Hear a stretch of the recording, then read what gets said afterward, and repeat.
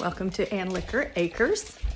I am getting ready to go out before the next rain comes and pick kale, and then I want to get my other feverfew plants have really opened up and blossomed.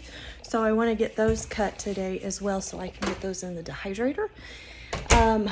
This morning I had doctor's appointment early in the morning, and then was in a rush to get the yard mowed and all of that done before this rain comes, because we're supposed to get rain this afternoon, this evening, and then tomorrow. So I got all that done. I thought I need to pick up the camera and I need to video this and show you kind of where everything is at in the garden, in our chickens. Yeah, it's because it's been a while since I updated. We did in July. Let's see, this is middle of August, and we processed all of our Cornish cross birds, and we ended up, I think, processing 26 of them, and ended up with 157 pounds of meat just from our Cornish cross, which is fantastic. We've been eating those here and there, and oh my goodness, they're so juicy. It was very thankful indeed that we did that.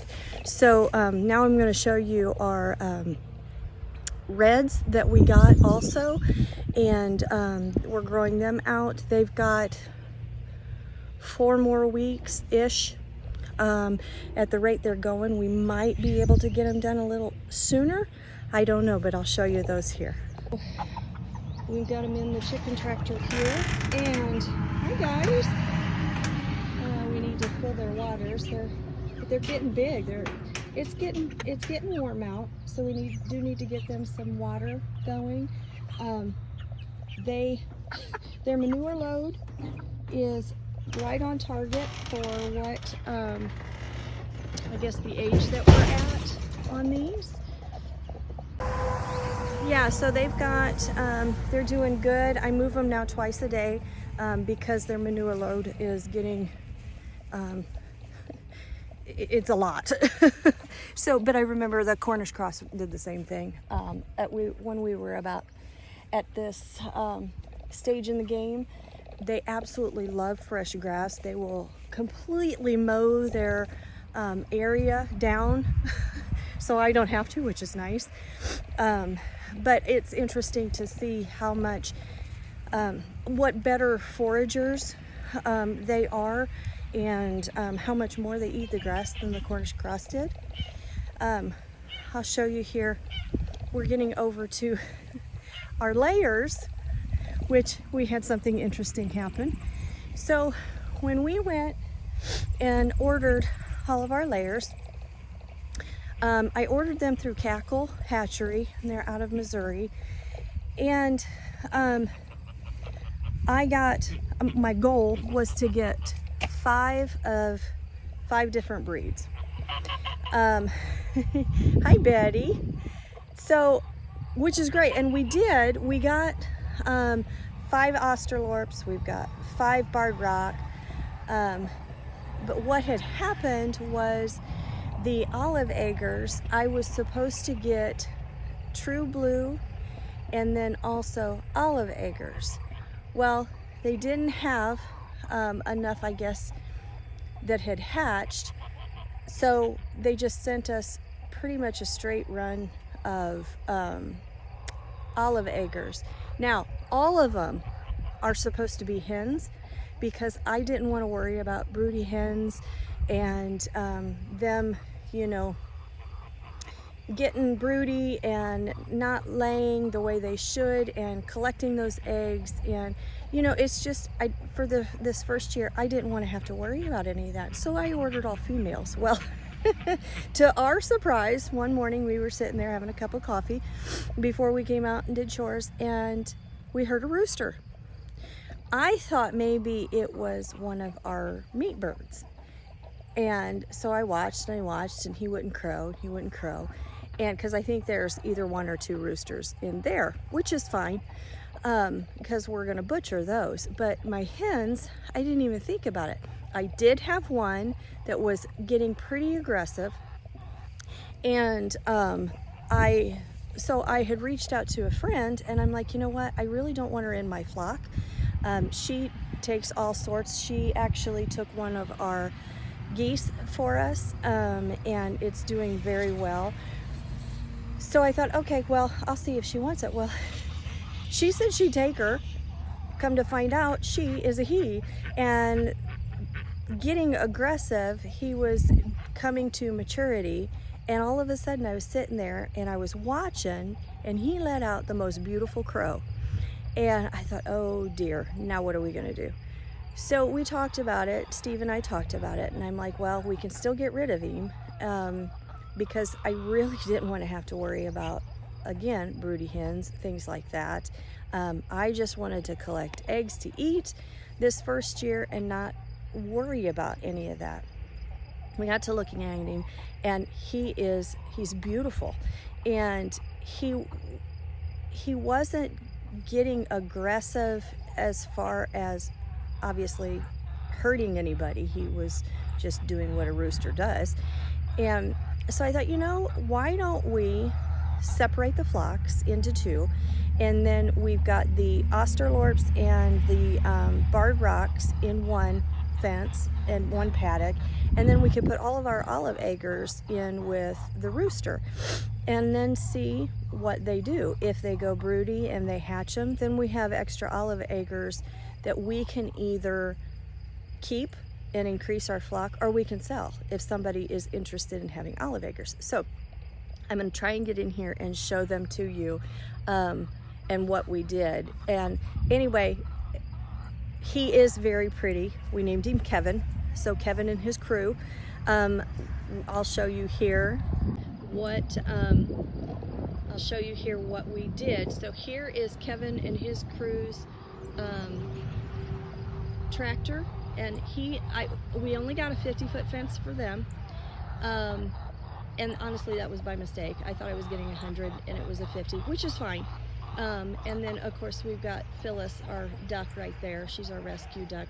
I had to separate her and Lydia because Lydia was coming against her and tearing up her back. She was cleaning a bit too hard, being mama. So anyway, we've got them separated until Phyllis heals. Well, then we've got our barred rocks. She thinks I have treats for her, don't you, Betty? And then these ladies, we've got Australorp and then the barred rock just in here. So we've got 6 Australorps, and it looks like 4. One's in there on the nesting box. She's trying to lay. And then we've got 4 barred rock. These ladies are now finally starting to produce eggs. Aren't you, Betty? Huh, aren't you? You're one of my good mamas. Yeah. We are getting now 5 a day, which is great. That will hopefully here in the next week increase, because now everybody is 5 months, and around the 5-month mark is when everybody starts to mature and lays. So I'm going to come in here and turn the fence off and show you Kevin and his crew.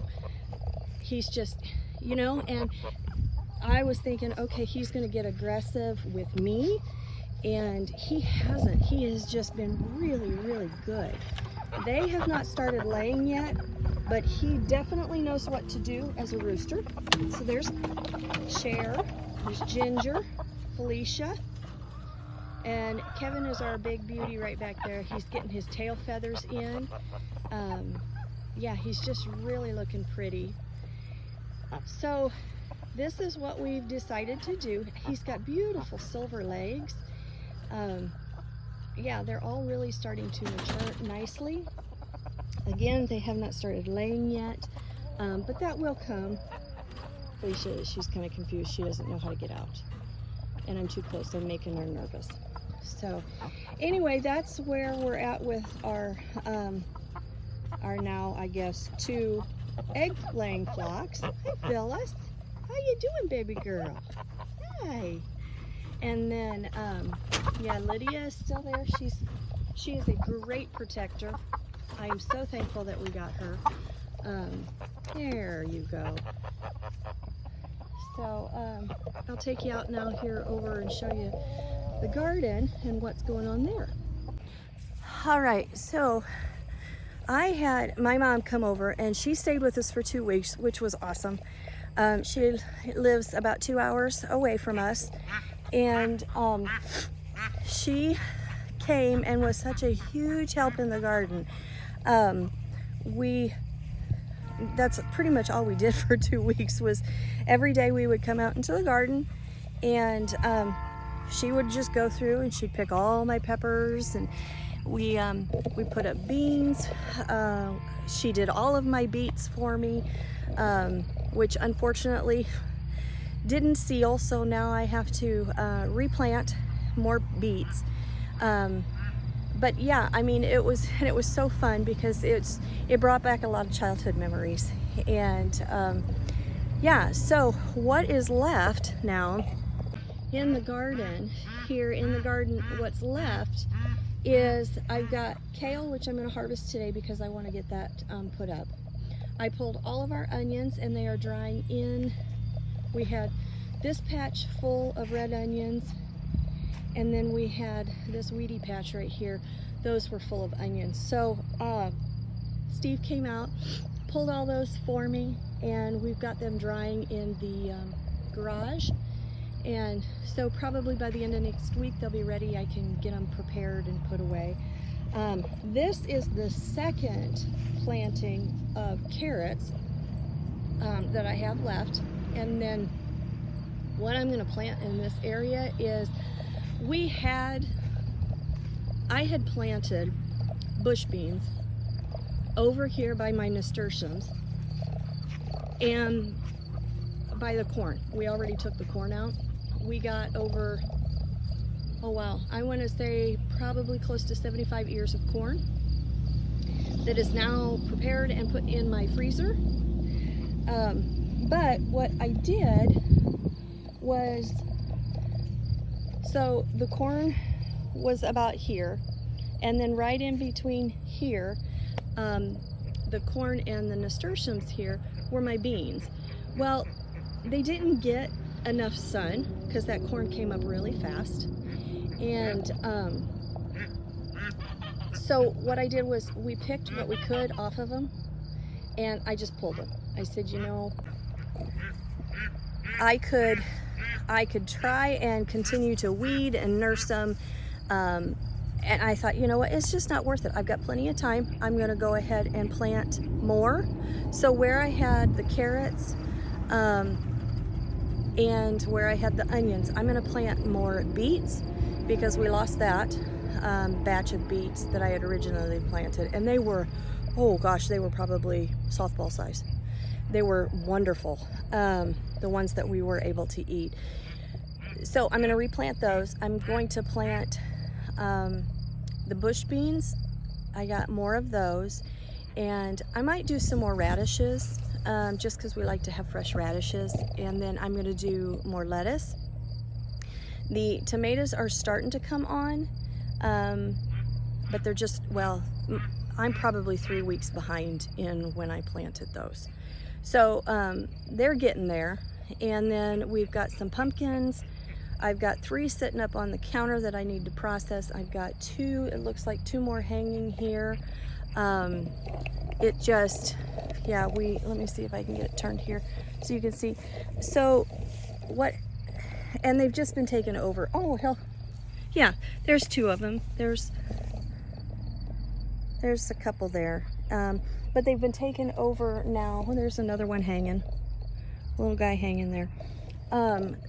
They've been taken over with squash bugs. I came out here and I was cutting leaves off. I was squishing bugs, and it doesn't look like it did a whole lot of good, but it did slow them a bit.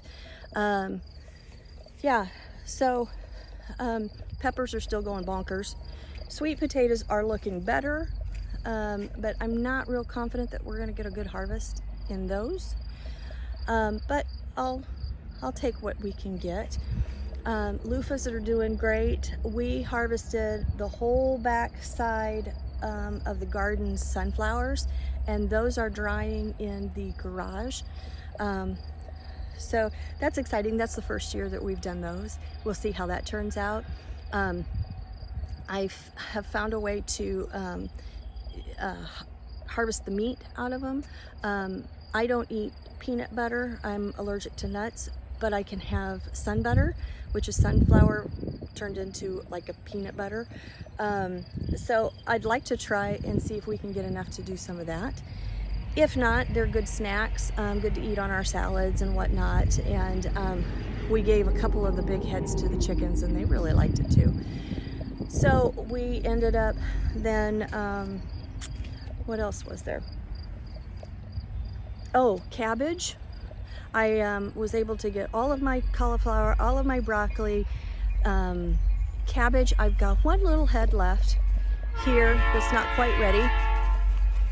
But I think, oh gosh, we got maybe 14 heads of cabbage this year, which is great. So I've processed all but 2 of those and put those up, and we've been kind of eating them. Also Bella, she's eating my flowers. So yeah, oh, speaking of flowers, we have all of my nasturtium. I have calendula that I need to harvest and get dried so I can get some oils and some salves done. But they did really, really good. I had originally planted what else? Chamomile, but my chamomile never came up. So hopefully next year I can get some chamomile. But I need to get these harvested big time. Zinnias have been so beautiful, so prolific this year, and the bees have just loved them. We've had so many bees come in here. It's just been so fun to watch. My garden looks a little rough right now because we're getting towards the end of it. You know, I need to come back out and pick some peppers because they're getting so heavy that they're laying on the ground. Yeah, tomatoes, we've got quite a few tomatoes coming. Like I said, I'm about 3 weeks behind from when I should have planted. Well, I did originally plant tomato plants and it was too soon. So then I had to wait for these to be ready. So I'm about 3 weeks behind on where everybody else's tomatoes are in this area. So yeah, like my peppers are crazy. There are so many, and I've already, like I said, for 2 weeks, Mom came out and she picked every day. I came, and what I'm doing then the rest of the day is putting up what I picked Saturday, which is like, I think I got 6 bags full of different peppers. So we've got some cantaloupe. Steve's cantaloupe are coming, but we've had some issues, and I've been asking my community what they think caused all of this. Not quite sure, to be honest. I've not encountered this before. I mean, we still have, like here, we still have some little cantaloupe coming, but it's like, what happened to all of my leaves? I'm not seeing necessarily bug damage. One lady said you need to check for squash bugs. I haven't seen any squash bugs here. So I'm not quite sure if it was like a vine borer, which could be, but I mean, it was just a week ago. This whole thing was so lush. So I guess we'll just take what we can get. We've got more tomatoes coming in. Those are finally starting to redden. Yeah, I just need a lot. There's a lot of cleanup I need to do. It's kind of embarrassing, but yeah, it'll get done.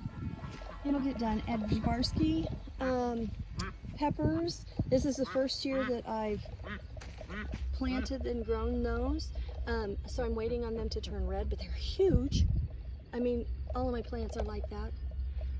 They've just got big old peppers on them, which I can't wait for because I love roasted red peppers.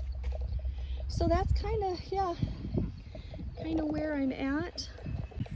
So I am going to put the camera down and I'm going to get harvesting my kale so I can get in the house before the weather changes on me. And then I've got to go up, I'll show you when I'm done with the kale, I'll show you my herbs. I've got a bunch of mullein that is ready and needs to be picked. I've got, like I said, the feverfew I need to get up and get those drying for teas. I have some comfrey that I need to get picked so that I can make some poultice and put them in the freezer, because 2 days ago, yesterday, I guess it was, I jabbed myself with a knife processing food, and I'm a klutz, but and cut my hand real bad, but I didn't have any comfrey poultice to put on it to stop the bleeding or to heal it. So now I have to be very careful, and I thought, you know what, today's gonna be the day. I'm gonna get it, I'm gonna cut it, and I'm gonna get it ready. Because Steve has he's cut himself a couple of times, 2-3 times. Oh, he hit his head, busted his head open at work. He walked right into a beam, wasn't watching where he was going, was moving too fast. So I really need to get some stuff like that ready for winter time and going forward, so that I'm a little bit more prepared. So stay with me, and I'll show you in the kitchen what we're doing. So I got all my kale harvested. I'm going to take it into the house, but I wanted to show you. So I follow Justin Rhodes, and he is, abundance plus abundance. What is it? Abundance permaculture. Anyway, he is huge on how to efficiently set up your farm, and so he's a big advocate for put your chickens by your garden, and I wanted to show you why. So right here is the garden. Last night we moved the birds from across the yard over to here, but they holler at me when I'm in the garden and I don't give them snacks. And they're just the funniest things. They absolutely love the greens and the cabbage leaves and things like that I bring out to them from when I am in the garden. And you can see I walk over here. Kevin's group is the same way. I gave a larger pile, obviously, to Lydia's group because there's more birds there, but now they're kind of fighting over who's going to get the good stuff. So I put them in there, and everybody came out and is now kind of getting their share. So I spooked them. They'll come back out, and oh, somebody just laid an egg. So anyway, that is, I just love to watch them, and I'm so glad that I found Justin Rhodes, and he was able to explain a lot of this stuff. Not that I've met him personally, but he's on YouTube. You can, search Justin Rhodes, and you'll find all sorts from him. He's just so knowledgeable, and he's one of the reasons why I felt confident enough to do a lot of this stuff. So anyway, I just wanted to show you that. I'm going to take my kale in, and then I'm going to come back, I'm going to get and I'm going to come out and then start getting my flowers and stuff harvested. This is about the time of day where my Bettys and my Felicias start laying. So they're going to probably be pretty loud and pretty active now. So I'm all done harvesting, at least for today. There's still more out there I could have picked, but it's getting too hot and I could feel that storm coming in. So I thought I got enough.